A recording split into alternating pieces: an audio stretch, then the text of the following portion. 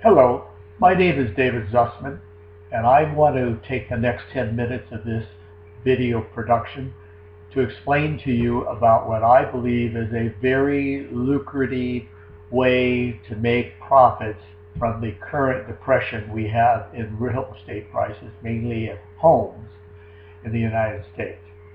I've been in Wall Street or in the investment arena for about 40 years of my life. I used to be a licensed stockbroker, became a registered investment advisor. I produced financial television programming like CNBC, the Financial News Network, and the other kind of investment programs. And I produced that for about 10 years back in the mid-'80s. And we broadcast on satellite cable televisions, and many of them are the biggest ones up there today.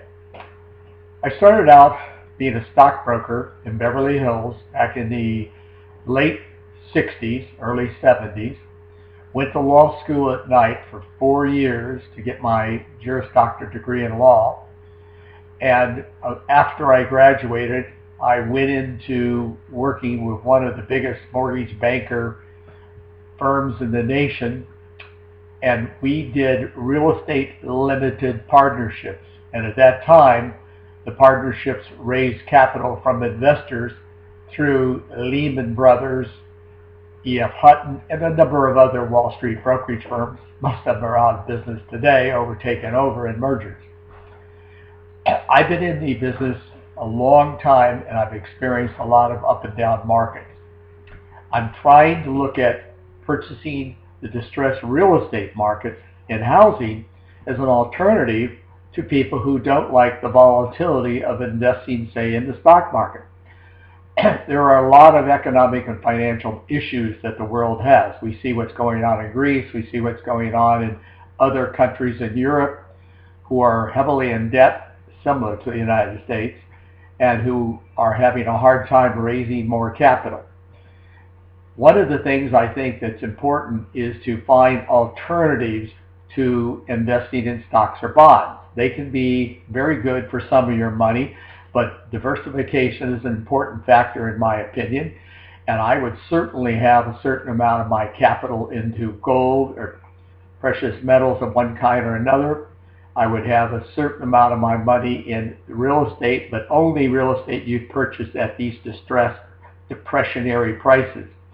The last time there was a drop in real estate, mainly housing, to this level was back in the 1930s when we had the Great Depression. That went on for about 10 years. This is the second biggest drop in 80 years in the real estate prices in this country and around the world, as a matter of fact. A lot of creative things were done in Wall Street, lots of ways to raise lots of billions of dollars, sell the paper all over the world. And so subprime mortgages became the rave, and everybody wanted in because they could get a 6, 7, 8% yield on their money, and nobody worried that there may not be their capital at the other end. That's created pretty much the problem we have today. But because of that, there's always a silver lining. Every coin has two sides. And the second side is that prices of property are very depressed, at least down 35%, and many houses are down 50%. That's the retail price today versus the retail price back in 2006, up to 50% lower. But when you go buy that house wholesale or at the all-cash auctions where we buy most all our houses, where the lenders bring all their inventory of houses that they want to turn into cash, and it does not deal with John Q. Public and their financing and their 6 weeks, 8 weeks to get a loan through. They sell them at the best bid price for the cash buyer. And cash is king, so the buyers who pay the cash are very interested in how reasonably priced they can buy those houses. We go to those auctions and we carry cashier's checks with us. That's how you want to go to an auction. You must have enough cash on hand to pay for the purchase of the house that you just bid it on immediately thereafter. You will have to you'll have to do your due diligence before you go to the auction to pick and choose the houses that are most attractive in the areas you want to be invested in the price range you can afford to put your money into and do the renovation work. And you will go to the auction with those selected houses in mind. They will cry those houses. Crying means somebody from the bank or somebody from the law firm representing the bank at the auction on the courthouse steps where they're held will come there and tell everyone the information regarding the house that's being foreclosed on. The legal description, what's owed against it, who the lender is, what the debt is, and the opening bid. Now, the opening bids are usually relatively low and very attractive because they want to start the bidding off, so they tend to underprice the house, knowing that most of the time the bidding will drive the price of the house back up, and they only use the opening bid as a starting price. However, when you bid on this, you're going to have to pay for that house within 10 minutes of that auction being over on that particular house. So you want those cashier's checks in various denominations.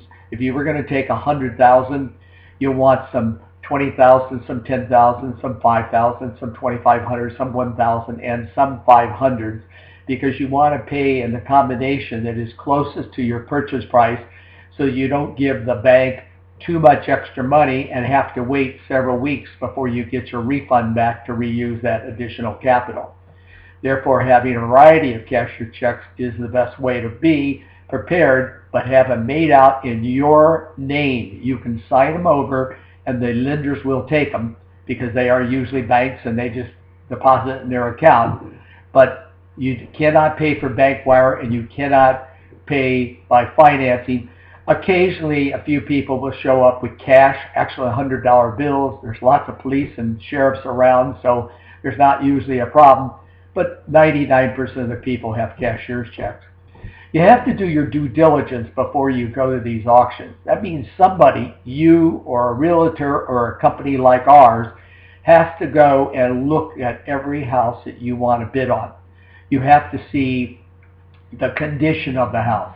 You have to get the like-kind comps, the sales that have gone down in the last 90 days, actually closed escrow, in the immediate area. Usually that's in 1.5 to 2 miles of the specific house you want to bid on, and it's a like-kind condition, which means that if you're looking at a fully renovated house and you're going to fully renovate the house you buy, then you can make a comparison. If not, it is not like-kind, and the value you see is not real.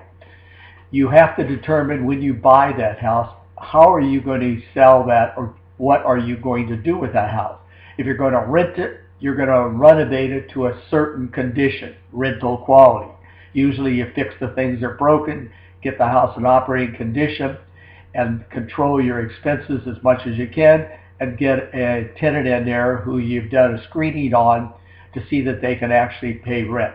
Often that tenant may actually be the prior owner of that property who's still in possession. When you go to them after the auction, I'll let them know you're the new owner of that house and you have documentation to prove that. They often want to stay in the house and will become your tenant, but we still screen those every time. We currently have about 75 houses that we have bought in many states throughout the nation, nothing in California. Even though I live in Newport Beach, California, it's a beautiful place to live. It's not a great place, in my opinion, to buy the kind of speculative houses that we want to buy, which are mainly houses that will appeal to the working class individual. For a family, working class jobs, houses that can be financed with FHA guaranteed loans. It's Federal Housing Authority, VA, Veterans Administration, Freddie Mac, Fannie Mae. These are various government agencies that will guarantee the loan to the bank. You can usually buy houses, depending on the state, up to $600,000 or $700,000. Many states are in the $417,000 maximum price area. A few are in the $380,000, $390,000 maximum price area, and still get the government financing FHA. The benefit of that is you're only putting 3.5% cash down for the buyer and 3% in closing costs. And often you can get the seller of the property at the close of escrow to rebate to the buyer that 3 or 4 or 5% you negotiate with them, so that the buyer has the money to make these requirements. The lender actually does the lending, but the FHA or federal government guarantees the loan, so that the lender will let you in with a small down and easier qualifying standards. We're going to do a series of these 10-minute video programs that we hope will help you understand why it's important to look at real estate as a viable investment. Excuse me for a moment. And we hope you'll tune into these various programs. My name is David Zussman. I've been doing this for the last 12 years, and we have owned thousands and thousands of tax liens in about 15 states and hundreds of houses throughout the country. Our website is going to be put up on the screen there. You can call our phone number or go to our website, distressedrealtyfund.net, all one word, lowercase, and take a look at what we've done. We ran 4 managed investment funds for our clients, and that's what we are in the business of, being experts in how to make a profit in distressed real estate. Thank you, and tune in to our other programs.